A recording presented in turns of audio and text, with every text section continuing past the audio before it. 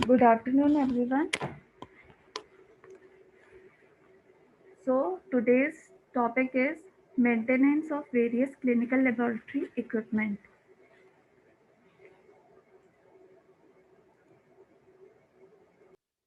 First of all, microbiology incubators. First, we should check its function. Read and record internal temperature.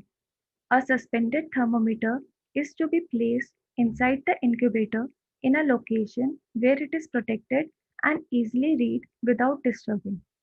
A temperature chart will be pasted on the incubator. Temperature will be checked and recorded on the temperature chart each day that the clinic is open. If the temperature is not within the range of 35 to 37 degrees Celsius, action will be taken to remedify the problem. For example, adjust the thermostat. If the thermostat is adjusted, recheck the temperature. After allowing time for the temperature to change, read the temperature again. Continue adjusting the thermostat and monitoring the temperature unit until an acceptable temperature is obtained and maintained. If this cannot be accomplished, contact a repair person. Now you should document all corrective actions on the temperature chart. If necessary, re- relocate the contents of the incubator to protect them from extremely high temperatures. Check door gaskets. Ensure that the door gasket seals properly when the door is locked. Now, about the cleaning, the interior of the unit will be cleaned at least monthly. So, for cleaning, first you should empty the incubator and clean the interior with a warm solution of water and appropriate disinfectant. Rinse the interior with clean water and dry thoroughly. Removable parts may be washed in warm water, then avoid soap-filled pads or metal scrubbing pads. Return parts and contents to the incubator. Then you should follow annually maintenance costs and CMC. Now coming over to the refrigerators. Laboratory refrigerators. So biological or chemical materials in conjunction with food and drinks designed for human consumption will not be stored in the same refrigerator. So you should note that frost-free refrigerators will not be used if reagents or materials are temperature sensitive. Now read and record internal temperature. The desired temperature range is 2 to 8 degrees Celsius. If the thermostat is adjusted, recheck the temperature. If the temperature is still not within the acceptable range and adjusting the thermostat has not solved the problem, move the contents of the refrigerator to another refrigerator and contact a repairman. Dispose of materials which could have been damaged, like items which were frozen, were stored for a long period of time at temperature above 8 degrees Celsius. Record corrective action on the temperature chart. Check door gaskets.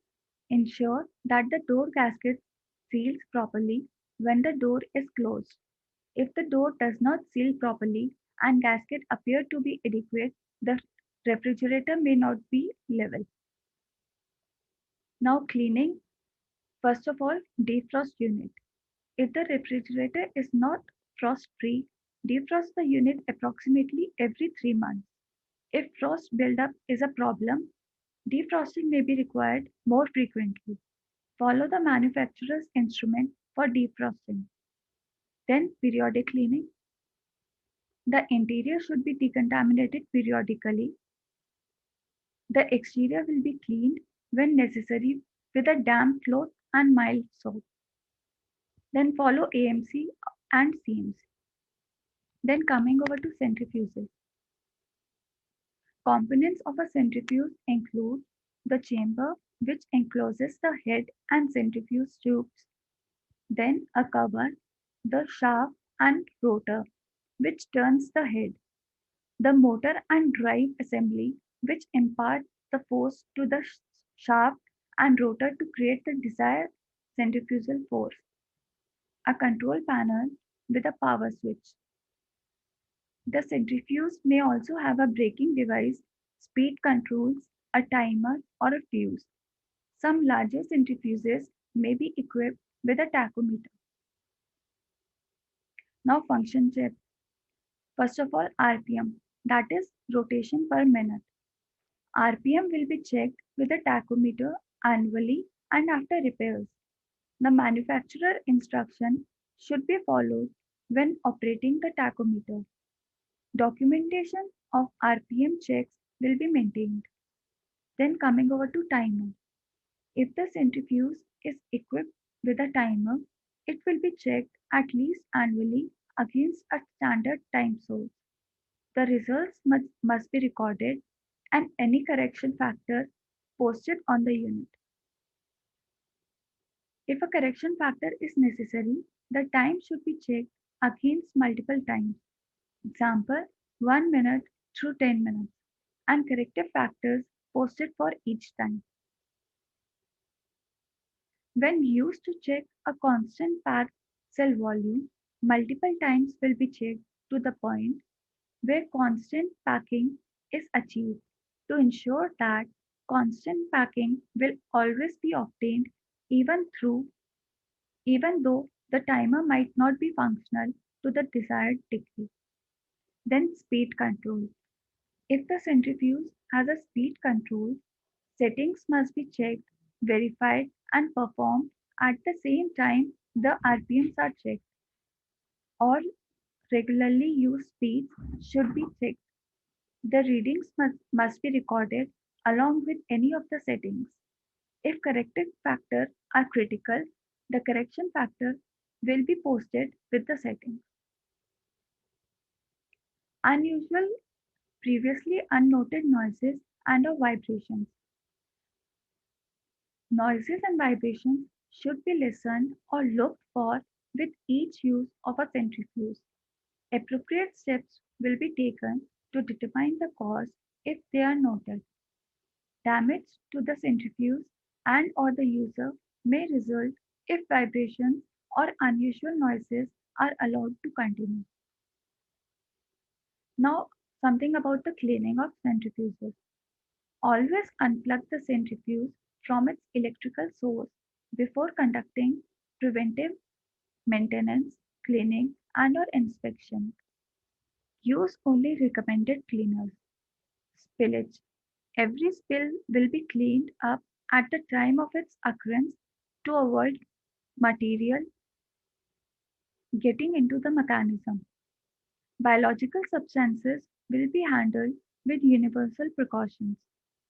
Be particularly cautious when cleaning up broken glass. Cleaning the exterior and interior.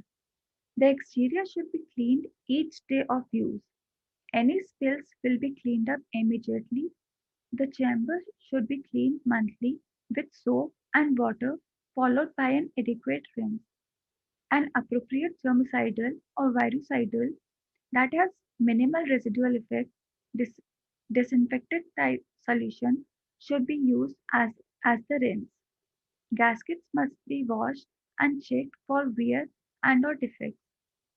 When tube shields and or cups are removed and cleaned, make certain that all rubber cushions and shields are replaced to maintain proper balance.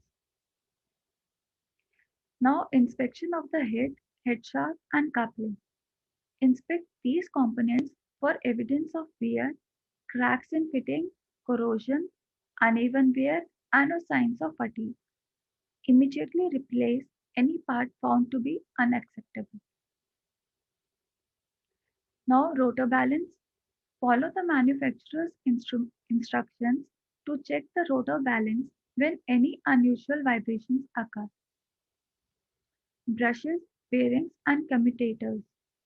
Brushes will be checked as indicated in the manufacturer's manual. Replacement is generally indicated if they have worn down by half inch or to within 1/4 inch of spring depending upon the motor. New brushes must slide freely in the holder but yet maintain spring tension to keep them in good contact with the commutator. The commutator must be checked for scratches and or dirt. Check for anything that impedes brush contact. In normal operation, a fine brush of sparks is seen where the brushes contact the commutator. If this is excessive, the commutator may need cleaning and or smoothing. Seeking the help from an electrical service. The commutator and brush holders must be kept free of oil, dust, and dirt to prevent electrical arcing. Replacement of brushes. Always replace the centrifuge brushes oriented as you found them. The curved surfaces of the brush must be oriented to match the curved surface of the commutator prior to insertion. After new brushes have been installed, allow the centrifuge to operate a few hours so the brushes may get accustomed prior to routine use. Keep spare brushes available. Lubrication. Refer to the manufacturer's instructions for a lubrication schedule. Some centrifuges may not need further lubrication. Gaskets, seal, mounts, and lubricants. Observe these for signs of excessive wear, corrosion, and or fatigue. Rubber gaskets and mounts may be lightly coated with a light petroleum jelly. Now follow AMC and CMC. Now coming over to micropipette. There are two types of micropipette being used. First is fixed type and variable type. Now precaution while using a micropipette are you should use micropipette gently and do not handle upside down. Calibration is in every 6 months and follow AMC and CMS. Now coming over grossing station.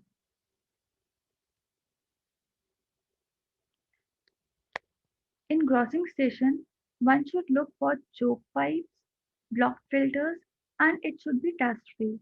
For cleaning, wiping and disinfectant like UV and solutions should be used and follow AMC and CMC. Now, tissue processor.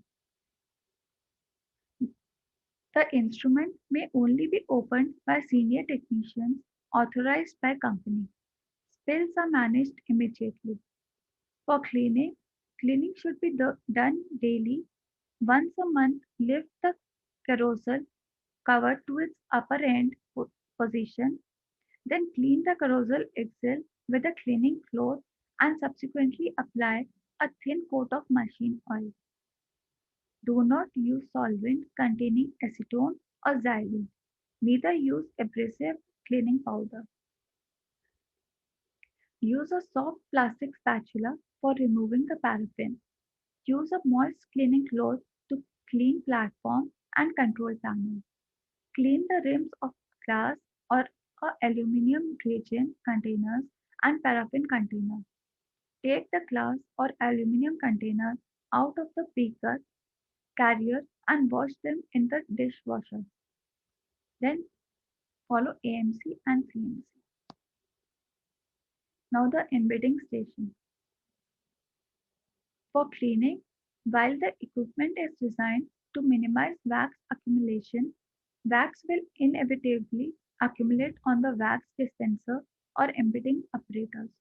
Do not use metal implements to scrape off wax. Metal implements will scratch surfaces, making subsequent cleaning more difficult and less efficient. Use only plastic or wooden implements to scrape off wax. Use only minimal quantities of solvent like xylene on an absorbent cloth. Moist wax solvents will attack insulating materials. While the instrument is sealed against ingression of wax during normal working conditions, protection against excessive amounts of solvents cannot be guaranteed. Now, tissue holding tank. Switch off the heating elements and allow the paraffin in the tank to solidify. When the instrument is cool, press the heating elements button to turn the tissue holding tank on. After about 15 minutes, the wax around the edges of the bath will melt and the remaining solidified wax can be removed as a block by lifting the drainage ledge. Switch the instrument off and disconnect from the mains. Residual wax in the tank may now be removed using an absorbent cloth. Once cleaned, refill with molten or pelletized paraffin pellets, reconnect the mains and switch on. Perform these steps once or twice a week. Now work stage. The work stage has a slight gradient that directs excess molten wax towards the tissue holding tank. At the end of operation, or more often if needed, wipe down the surface of the work stage with an absorbent cloth. Condensation that may form on the cold spot should not be allowed to enter the tissue holding tank. Frequently, wipe the cold spot with a cloth to absorb any condensation. Perform these steps daily. Now, paraffin reservoir. After use and normally, when the wax level is low, empty the reservoir by continuous operation of the paraffin dispenser, switch or foot switch. Collect molten wax in a suitable receptacle. Depress the heating elements, switch to off, and remove residual wax with an absorbent cloth. Another suggestion is to allow the excess wax to solidify and then scrape it out with a plastic or wooden implement, such as spatula. Do not use metal implements. Remove the filter screen and clean the screen using a xylene substitute. Replace the filter screen and refill the paraffin reservoir with molten or pelletized wax. Perform these steps every 2 to 4 weeks. Then paraffin dispenser switch. When the instrument is switched off, the dispenser nozzle casing may be wiped using a cloth moistened with xylene substitute. Inspect the switch and remove any accumulated wax. Ensure that the switch moves freely through its complete operational movement. Perform these steps as necessary. Then cold plate. Switch the instrument off and allow the cold plate to defrost. Condensation that forms on the surface of plate should drain through special channels on either side of the cold plate area into the drip tray below. Empty the drainage tray, dry and replace.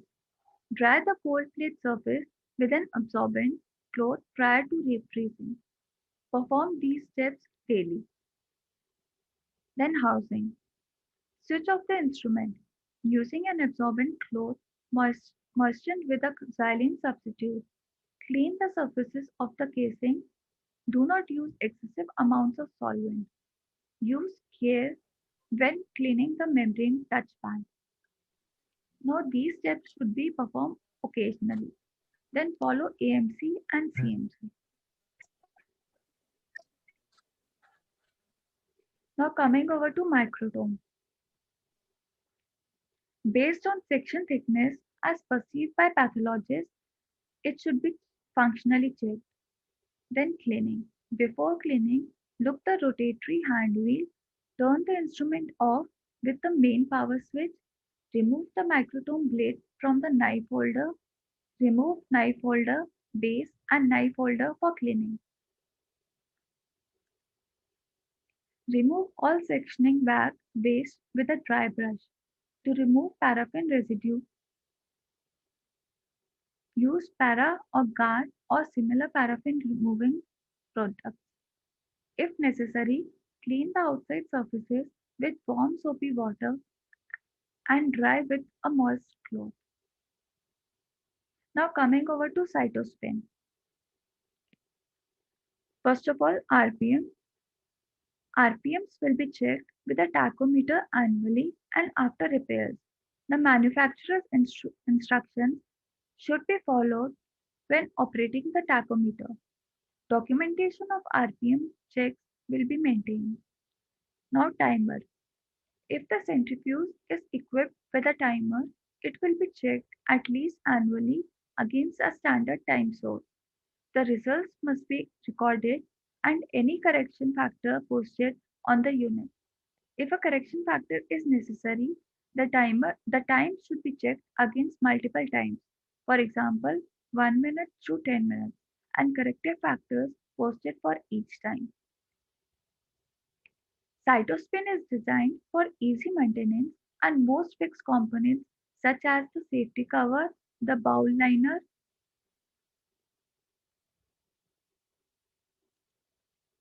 the control panel, and the outer housing are cleaned using a proprietary mild detergent solution applied with a soft cloth. It is recommended that you follow the suggested methods of decontamination in parallel with your local procedures. Cover air exchange grills at rear and side. Whenever the instrument has been cleaned, make sure that there is a thin film of silicone grease on the sides of the drive boss. The silicone grease helps to make sure that the sealed heads sit securely on the drive fork. If necessary, apply a very small amount of silicone grease onto the sides of the drive box. Do not use xylene, toluene, or any other similar solvent. If you use any cleaning materials not recommended in this operator guide, please check with manufacturer service department first. Most proprietary disinfectants in common laboratory use, such as Clorox or commercial disinfectants diluted with 0.3% bicarbonate buffer at 7 to 8 pH, should be suitable. Allow disinfectant to contact a contaminated surface for at least 1 hour, where participate to ensure decontamination. Spill management. Always wipe up any spills immediately. In the event of a major spillage, disconnect the instrument from the mains supply without delay and do not reconnect and switch on until the instrument has been thoroughly tried out and checked by a service engineer. Any accidental spillage of stains on the touch control panel should be removed by immediately wiping with a cloth and a small amount of alcohol. Then follow AMC and CMC. Now coming over to Hematology Analyzer. For maintenance, one should note the following points: stabilized voltage, vibration free place, it should be dust free, and we should take care that the probe is not damaged. For calibration, after any major repair, after installation of new instrument, and if systematic quality control error happens. For cleaning, wiping should be done, disinfect, disinfection, mild hypochlorite solution should be used, and chamber cleaning should be done. Then follow AMC and CMC. Thank you.